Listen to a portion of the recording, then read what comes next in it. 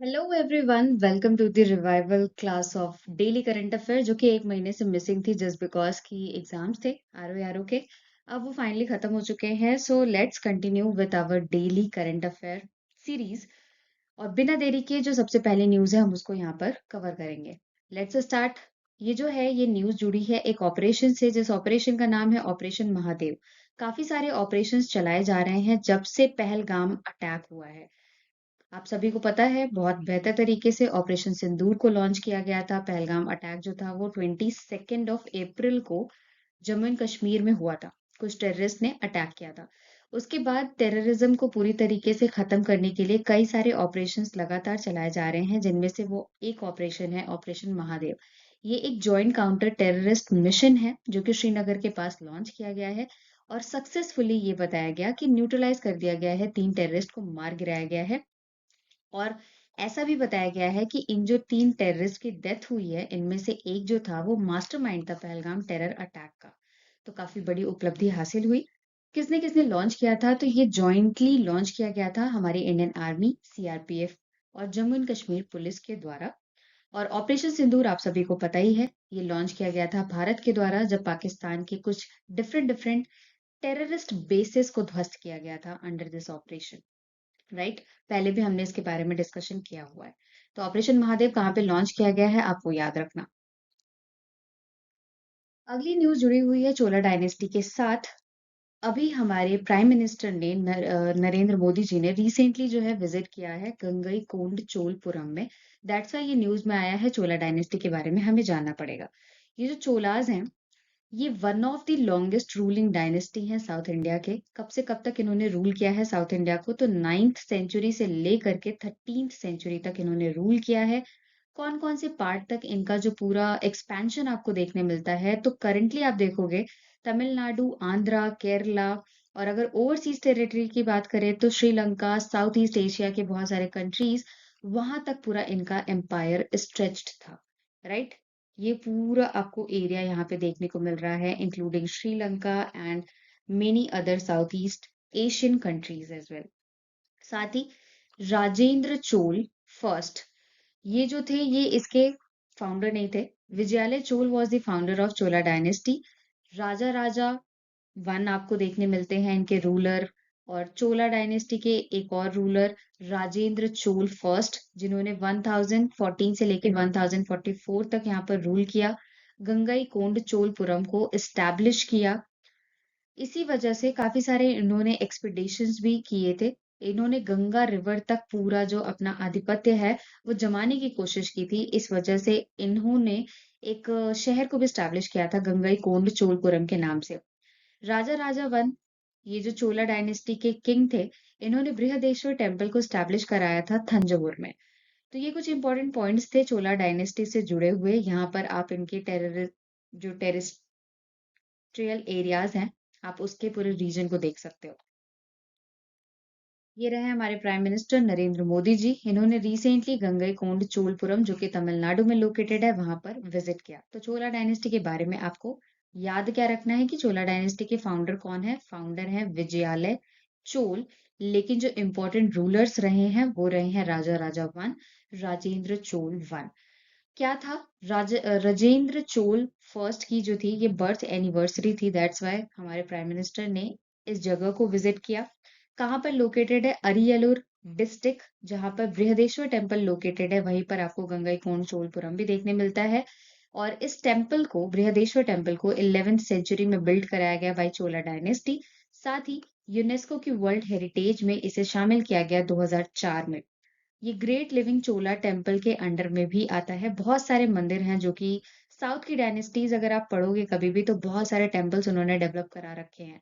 Temples develop कराने से क्या होता था कि उनकी सुपीरियोरिटी का पता चलता था। और साउथ के जितने भी मंदिर होते हैं वो द्रविडियन स्टाइल में होते हैं। नॉर्थ के जितने भी टेम्पल्स होते हैं वो कौन से स्टाइल में होते हैं, वो आप मुझे कमेंट सेक्शन में बताना। अगली जो न्यूज जुड़ी हुई है एक स्टैम्पेड के साथ जुड़ी हुई है जहां पर भगदड़ मची थी। हरिद्वार का एक मंदिर है मनसा देवी टेम्पल, बहुत ही फेमस पिलग्रिमेज साइट है। ये मनसा देवी को डेडिकेटेड है, मनसा देवी। और यहीं पर एक और देवी आपको मिलेंगी, वो मिलेंगी चंडी देवी। इन्हें डेडिकेट करते हुए ये टेम्पल यहाँ पर आपको देखने मिलेगा। भगदड़ हो गई, काफ़ी ज़्यादा भीड़ हुई थी जिसके बाद यहाँ पर 8 पर्सन्स की डेथ हुई है और 28 लोग इंजर्ड हुए हैं, ऐसा न्यूज़पेपर्स ने कवर अप किया। तो ये जो मंदिर है ये माता शक्ति को डेडिकेटेड है। काफ़ी रूमर्स वहाँ पर फैले थे कि इलेक्ट्रिक वायर्स वग़ैरह वहाँ पर है, इस वज़ह से भगदड़ हो गई और भगदड़ में बहुत सारे लोगों की डेथ हो गई। तो कहाँ पर लोकेटेड है आपको ये पता होना चाहिए। कौन सी पहाड़ी पर लोकेटेड है तो वो पहाड़ी आप याद रख लो, बिल्वा पर्वत। यहाँ पर ये मनसा देवी का जो टेम्पल है लोकेटेड है, दैट्स व्हाई इस टेम्पल को हम बिल्वा टेम्पल के नाम से भी जानते हैं। मनसा देवी का टेम्पल किसने कंस्ट्रक्ट कराया था तो महाराजा गोपाल सिंह। महाराजा गोपाल सिंह इन्होंने कंस्ट्रक्ट कराया था। ईयर भी लिख लो 1811 में इस टेम्पल को कंस्ट्रक्ट कराया गया था इनके द्वारा। तो उत्तराखंड जिसे फॉर्म किया गया था उत्तर प्रदेश से सेपरेट करके 9th ऑफ नवंबर ईयर 2000 में, इसकी एट प्रेजेंट कैपिटल देहरादून है। डिस्ट्रिक्ट्स आप देखोगे तो 13 हैं। उत्तरांचल के नाम से पहले इसे जाना जाता था। यहाँ पे खुद का हाई कोर्ट है, that is Nainital high court. यहाँ का स्टेट एनिमल है मस्क डियर, स्टेट फ्लावर है ब्रह्म कमल, स्टेट बर्ड है मोनाल, स्टेट ट्री है बुरांश और स्टेट फेस्टिवल है हरेला। हरेली नाम का भी एक फेस्टिवल है जो कि सेलिब्रेट किया जाता है छत्तीसगढ़ में। तो दोनों नाम से आपको कंफ्यूज नहीं होना है। ये कुछ स्टेम्पेड है रिसेंट के भगदड़, बहुत जगह पे भगदड़ हो चुके हैं। गोवा में भी एक टेम्पल था, लाई राई देवी का टेम्पल, जहाँ पे भगदड़ हुआ था। आंध्र प्रदेश में तिरुपति मंदिर में भगदड़ हुआ था। प्रयागराज में अगर आप देखो तो महाकुंभ का जब आयोजन हुआ था तो वहां पे भी भगदड़ हुआ था। तो काफी सारे रिसेंट में भगदड़ हुए हैं। आपको क्या याद रखना है कि ये मंदिर कहाँ पर लोकेटेड है। अगली जो न्यूज़ जुड़ी हुई है that is related to an art form. उस आर्ट फॉर्म का नाम है सोहराई आर्ट। सोहराई आर्ट झारखंड का बहुत ही फेमस आर्ट है। एक अभी रिसेंटली एक ओकेजन था कला उत्सव 2025 जिसे ऑर्गेनाइज किया जा रहा था राष्ट्रपति भवन में। वहां पर सोहराई आर्ट फॉर्म को दिखाया गया है और हमारी प्रेसिडेंट ने इस आर्ट फॉर्म को कहा है द सोल ऑफ इंडिया। इसलिए हमें इसके बारे में जानना जरूरी है। झारखंड से जुड़ाव रखता है ये आर्ट फॉर्म। बेसिकली ये एक रिचुअल होता है जहां पर जब भी कोई ओकेजन्स होते हैं तो झारखंड के लोग इसे पेंट किया करते हैं दीवालों पे। वहाँ की जो ट्राइबल कम्युनिटी है यूजुअली इसे प्रैक्टिस करती है। और जो विमेन्स होती हैं ये लोग क्या करती हैं, घरों की जो मड वॉल्स होती हैं उस पे नेचुरल पिगमेंट्स, नेचुरल कलर्स का इस्तेमाल करते हुए, बैम्बू ट्विग्स का इस्तेमाल करते हुए इस पे ड्रॉ करते हैं। और ड्रॉ क्या किया जाता है, एनिमल्स को, बर्ड्स को, ट्रीज को, कुछ इस तरीके से दीवारों पे ये चीज बनाई जाती है। और ये कब होता है, जब भी हार्वेस्टिंग फेस्टिवल ये लोग सेलिब्रेट करते हैं। काफी सारे फेस्टिवल्स मनाए जाते हैं हार्वेस्टिंग के नाम पे। तो उसके अंडर में ये लोग दीवारों पे ये वाला जो आर्ट फॉर्म है ये ड्रॉ करते हैं। कुछ और आर्ट फॉर्म्स हैं जो कि डिफरेंट डिफरेंट स्टेट से जुड़ाव रखते हैं, उसके बारे में भी जान लेते हैं। Madhubani painting is very famous from Bihar. Pattachitra ये उड़ीसा से। कलमकारी आर्ट फॉर्म आंध्र प्रदेश का देखने मिलता है। वर्ली पेंटिंग महाराष्ट्र का। कालीघाट पेंटिंग बंगाल का। Ajanta cave paintings Maharashtra. बाघ केव पेंटिंग आपको मध्य प्रदेश में देखने मिलेगा। सित्ता नवासल ये आपको तमिलनाडु में मिलेगा। जोगीमारा केव पेंटिंग ये आपको छत्तीसगढ़ में मिलेगा। सो बेसिकली ये कुछ आर्ट फॉर्म्स थे और साथ ही कुछ केव पेंटिंग्स थी। केव पेंटिंग में आप समझ सकते हो यहाँ पर कौन से टाइप की पेंटिंग की गई होगी, म्यूरल आर्ट फॉर्म्स, राइट। तो ये कहाँ पर लोकेटेड है वो भी मैंने आपको बता दिया। अगली न्यूज जुड़ी हुई है स्पोर्ट्स के साथ। फाइड का विमेन्स वर्ल्ड कप चैंपियनशिप 2025 ये टूर्नामेंट फाइड के द्वारा कंडक्ट कराया गया। कहाँ पर कंडक्ट कराया गया, बटूमी नाम की जगह जो कि जॉर्जिया में लोकेटेड है। Georgia which is in European country, वहां पर लोकेटेड है। 5 जुलाई से लेकर के 29 ऑफ जुलाई तक ये पूरा वर्ल्ड कप चैंपियनशिप चला। जहां पर अगर आप एडिशन की बात करो तो तीसरा एडिशन था ये विमेंस चेस कप का। 7 राउंड पूरी तरीके से फॉर्मेट को फॉलो किया गया यहाँ पर। और भारतीय दिव्या देशमुख इन्होंने हिस्ट्री क्रिएट किया है and she became first women who win FIDE chess world cup. इन्होंने हराया किसको है, तो हराया भी एक भारतीय को ही है। उनका नाम है कुनेरू हम्पी। कुनेरू हम्पी जो है ये फर्स्ट फीमेल ग्रैंड मास्टर रही हैं अपने भारत से। और अगर आप दिव्या देशमुख की बात करो तो ये fourth Indian women grand master रही हैं। विमेन ग्रैंड मास्टर मैंने बोला है, रही हैं भारत से। और ओवरऑल अगर आप देखो तो 88th नंबर की ग्रैंड मास्टर दिव्या देशमुख रही हैं भारत से। और स्कोर भी आप जान लो क्योंकि आजकल स्कोर वगैरह बहुत ज़्यादा पेपर में पूछे जा रहे हैं। तो 5 और 0.5 का टाई ब्रेक था, जिसके तहत ये जो दिव्या देशमुख है, इन्होंने जीत दर्ज की। ये रही दिव्या देशमुख और ये रही कुनेरो हम्पी। बढ़ते अगली न्यूज़ की तरफ जो कि जुड़ा हुआ है एक एक्सरसाइज से। इस एक्सरसाइज का नाम है bold Kurukshetra exercise. 14th addition था इस एक्सरसाइज का। इंडिया और सिंगापुर के बीच इसे कंडक्ट कराया गया, जिसकी शुरुआत जोधपुर में हुई, यानी कि इंडिया ने इसे इस बार होस्ट किया। एडिशन याद रखना है, कौन से दो देशों के बीच हुआ वो याद रखना है, कहाँ पर कंडक्ट कराया गया ये याद रखना है।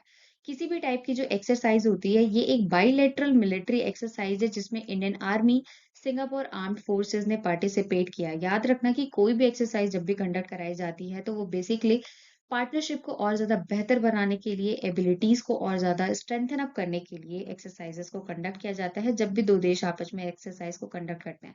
कि मान लीजिए इन फ्यूचर कभी युद्ध वाली कंडीशन आती है, तो अगर पहले से ही हमने एक्सरसाइज़ की हुई है, तो वी नो कि कैसे कौन-सा देश परफ़ॉर्म करता है, कैसे एक्ट करता है, तो हमारे लिए थोड़ा ज़्यादा ईज़ी रहेगा। तो इंडिया और सिंगापुर के बीच की एक्सरसाइज़ है, जोधपुर में कंडक्ट की गई है, जगह याद रखना। अगली न्यूज़ जुड़ी हुई है इंडिया और मालदीव्स के साथ। मालदीव्स के साथ हमारे रिलेशन बीच में थोड़े बिगड़ से गए थे, बट वापस से हमारे प्राइम मिनिस्टर नरेंद्र मोदी जी ने मालदीव्स को विजिट किया। पीएम मोदी ने ऑफिशियली मालदीव्स को विजिट किया। मालदीव्स बहुत ज़्यादा क्रिटिकल रोल प्ले करता है। इंडिया की जो एक पॉलिसी चलती है नेबरहुड फर्स्ट पॉलिसी, मतलब जो हमारा पड़ोसी देश है, हम उसकी हेल्प के लिए सबसे पहले खड़े होंगे। ये इंडिया की एक पॉलिसी है जिसके तहत मालदीव्स को हम सबसे पहले कंसीडर करते हैं और बहुत ही क्रिटिकल रोल ये प्ले करता है। 8 की एग्रीमेंट्स को साइन किया गया है, जिनमें से पहला तो ये है कि इनके जो कर्ज हैं, उनमें रिलीफ दिया जा रहा है। मालदीव्स का जो एनुअल रीपेमेंट बर्डन है, उसे 40% तक रिड्यूस कर दिया गया। 4,850 करोड़ का लाइन ऑफ क्रेडिट इंफ्रास्ट्रक्चर के लिए इन्हें प्रदान किया गया है। मालदीव्स को भारत के द्वारा दिया गया है यूपीआई और रुपए का जो इंटीग्रेशन है, ताकि डिजिटल कनेक्टिविटी बेहतर बन सके, इस पे फोकस किया गया है। फिशरी कॉर्पोरेशन पे ज्यादा फोकस किया गया है, ताकि मेराइन इकोनॉमी को हम और ज्यादा बूस्ट अप कर सके। यू ऑल नो कि जो मालदीव्स है ये पूरी तरीके से एक आइलैंड कंट्री है, यानी कि इसके चारों तरफ आपको इंडियन ओशन देखने मिलेगा। Maldives is located with in Indian ocean, right. तो यहाँ पे फिशरीज को बहुत ज़्यादा फोकस किया जाता है। तो अगर फिशरीज को फोकस करेंगे तो मैराइन इकोनॉमी बहुत ज़्यादा बूस्ट करेगी। इस पे ध्यान दिया गया है। 3,300 हाउसिंग यूनिट्स को सेटअप किया जाएगा, सिक्योरिटी असिस्टेंस दिया जाएगा, क्लाइमेट डिजास्टर पार्टनरशिप्स किए गए हैं और फ्री ट्रेड एग्रीमेंट्स और इन्वेस्टमेंट टॉक की गई है। तो टोटल 8 की एग्रीमेंट्स को साइन किया गया है जब हमारे प्रधानमंत्री नरेंद्र मोदी जी ने मॉलडीव्स को विजिट किया। मॉलडीव्स के ये कौन है? इनका नाम है मोहम्मद मोइज़ू, राइट। तो ये मालदीव्स के प्रेसिडेंट हैं जिन्होंने इनका वेलकम किया। अगली न्यूज़ जुड़ी हुई है एक स्कीम के साथ, जिस स्कीम का नाम है पीएम सूर्य घर मुफ्त बिजली योजना। हाल ही में अपडेशन एक आई है जिसमें ये बताया गया है कि 15.40 लाख घरों को फायदा हुआ है इस पीएम सूर्य घर मुफ्त बिजली योजना के तहत, जिसमें सबसे ज्यादा फायदा गुजरात में हुआ है, जहां पर 33% इंस्टॉलेशन किए गए हैं सोलर रूफटॉप जो पैनल्स होते हैं उसके। तो पीएम सूर्य घर मुफ्त बिजली योजना की अगर आप बात करो तो इसे अनाउंस किया गया था ईयर 2024-25 में, जब एंटरिम बजट को लॉन्च किया गया था। एंटरिम बजट तब लॉन्च किया जाता है जब हमारी क्या होता है ना, लोकसभा डिसॉल्व हो जाती है, उसके बाद अलग से इलेक्शंस अभी नए नए होने वाले होते हैं, तो उस दौरान में जो बजट लॉन्च किया गया उसके अंडर ही पीएम सूर्य घर मुफ्त बिजली योजना को अनाउंस किया गया था। टारगेट ये रखा गया है कि मार्च 2027 तक 1 करोड़ रूफटॉप सोलर पैनल्स को इंस्टॉल किया जा सके और इसके लिए 75,021 करोड़ का अलोकेशन भी किया गया है बजट में। 300 यूनिट जो है वो फ्री इलेक्ट्रिसिटी हो सकती है, मतलब जनरेट हो सकती है इन सोलर पैनल्स के थ्रू। साथ ही हमारे भारत का टारगेट है 2070 का कि जीरो कार्बन एमिशन को हमें अचीव करना है। तो अगर सोलर पैनल्स को यूज करेंगे, हर एक घर पे सोलर पैनल को अगर इंस्टॉल किया जाएगा, तो कार्बन एमिशन काफी ज्यादा रिड्यूस हो जाएगा, राइट। 3 किलोवाट ये जो गवर्नमेंट सब्सिडी प्रोवाइड करेगी कि 3 किलोवाट तक अगर इलेक्ट्रिसिटी जनरेट हो रही है तो उसके लिए सब्सिडी प्रोवाइड की जाएगी। Next news is related to a tribe which is Hatti tribe. बहुत ज्यादा चर्चा में ये रहा है, अगर आप इंस्टाग्राम और सोशल मीडिया देख रहे होगे तो ये बहुत ज्यादा चर्चा में रहा है। हमारे लिए क्या जरूरी है कि ट्राइब का नाम, ये जो हत्ती ट्राइब है ये शेड्यूल्ड ट्राइब है जो कि हिमाचल प्रदेश से बिलोंग करती है। बेसिकली ये जो ट्राइब है आपको ट्रांस गिरी रीजन में देखने मिलेगा, और उत्तराखंड में ये लोकेटेड है। साथ ही ये जो न्यूज़ है, ये क्या न्यूज़ एक्चुअली आई थी वो मैं आपको बताती हूँ। एक विमेन जिसने 2 भाइयों के साथ शादी की, राइट? तो जो ये लोग थे ये हट्टी ट्राइब से ही बिलॉन्ग करते थे। ये विमेन हिमाचल प्रदेश की थी, इसने 2 भाइयों के साथ शादी की एंड शी बिलॉन्ग्स टू हट्टी ट्राइब। बेसिकली हट्टी ट्राइब का पहला पुराना ट्रेडिशन रहा है कि वो लोग पॉली एंड्री कस्टम को फॉलो किया करते थे। पॉली एंड्री का मतलब क्या होता है? ये एक ऐसी टाइप की शादी होती है जिसमें एक विमेन मल्टीपल मेंस के साथ शादी करती है, मतलब एक से ज्यादा मेंस के साथ शादी की जाती है। तो उसी पॉली एंड्री सिस्टम को, कस्टम को रिवाइव करते हुए इस फीमेल ने, इस विमेन ने इन 2 भाइयों के साथ शादी की। और इस टाइम पे आप देखोगे तो हट्टी के जो मेन होते हैं, हट्टी ट्राइब के मेन, वो व्हाइट हेड गियर पहनते हैं, जैसे इस तरीके से इन्होंने पगड़ी पहनी है उस तरीके से। और लोकली ये जो शादी होती है, इस प्रोसेस को जोड़ी दारा या जाज डा इस नाम से जाना जाता है। जब कोई एक फीमेल, एक सिंगल विमेन दो या दो से ज्यादा भाइयों से शादी करती है, तो ये वर्ड आप याद रखना, जोड़ी डारा या जाजडा, राइट? तो हट्टी ट्राइब बिलोंग कहाँ से करती है? उत्तराखंड से। और ये एक शेड्यूल ट्राइब कम्युनिटी है। ये लोग पॉली एंड्री को पहले फॉलो किया करते थे, अभी नहीं करते हैं, बट अभी ये रिसेंटली इन्होंने शादी की है इस तरीके से, तो फिर से एक तरीके से इन्होंने इस कस्टम को रिवाइव कर दिया है। दैट्स व्हाई न्यूज में ये चीज कवर अप की गई। अगली जो न्यूज जुड़ी हुई है दैट इज रिलेटेड टू बैरेंट सी। हुआ क्या है कि रशिया ने लॉन्च किया है Bastian coastal defence missile launcher को, वो भी कहाँ पर? बैरेंट सी में। तो बैरेंट सी जो है ये एक मार्जिनल सी है जो कि आर्कटिक ओशन में लोकेटेड है। बैरेंट सी को हम पहले किस नाम से जाना करते थे? तो कोमोर्स्की सी, मरमन सी, नॉर्से सी, ये सब इसके पुराने नाम है, बट इसका नाम बाद में बदल करके एक वोयागर के नाम पे रख दिया गया जिनका नाम था बैरेंट। तो रशिया ने इस कोस्टल डिफेंस मिसाइल को लॉन्च किया है इस सी में, ये इसलिए न्यूज में आया है। यहाँ पर एक नेवल एक्सरसाइज को कंडक्ट किया जा रहा था जिसका नाम था जुलाई स्टॉर्म, जिसके तहत रशिया ने इस डिफेंस मिसाइल को लॉन्च किया। बैरेंट सी जो है ये डिवाइडेड है between Russia and Norway under UN clause, यानी कि United Nation Convention of law of the sea. ये लोकेटेड इस जगह पे है, मतलब कुछ इस तरीके से है कि ये रशिया में भी आता है और नॉर्वे में भी आता है। लोकेशन दिखाती हूँ मैं आपको, कुछ इस तरीके से। आपको यहाँ पे दिखेगा इधर नॉर्वे, ये रहा बैरेंट सी वाला लोकेशन एंड हियर रशिया। तो इस तरीके से ये लोकेटेड है, आर्कटिक ओशन में लोकेटेड है।